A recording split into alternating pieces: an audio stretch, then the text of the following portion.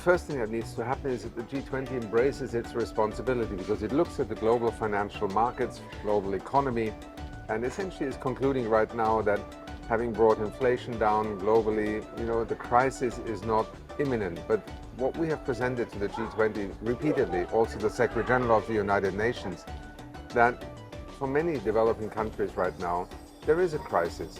In fact, 56 countries may not matter individually to the stability of global financial markets, but in their own domestic economic context, they're facing a crisis. They do not have fiscal resources. They often spend 10% or more of their government revenue simply on servicing their debt. And increasingly, we have a debt for development trade-off, which essentially means that health and education budgets are used in order to service debt. So the first thing that is happening is many countries are facing a situation where they're not able to manage their debt. Secondly, they're not investing in the future, whether it is the digital economy, digital public infrastructure, the green transitions, energy infrastructure.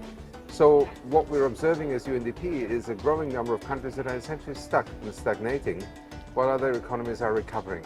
We need to solve this problem, and therefore UNDP has repeatedly called for particularly the G20, but also the Bretton Woods institutions, to look at a way in which we can restructure this debt, look for debt for nature swaps, debt for climate swaps, debt for SDG swaps, and also look at a way in which we can reschedule some of the debt payments. Now, the complexity clearly is that we are in a fiscally constrained environment globally, and a very significant part of this debt is also private sector held debt. So it's not just the Paris Club, as it's known, the creditors that are governments, but it's actually also the London Club, the private sector creditors that do need to step up. And our paper does indeed call for an initiative to take this issue much more seriously and give it the priority that it deserves.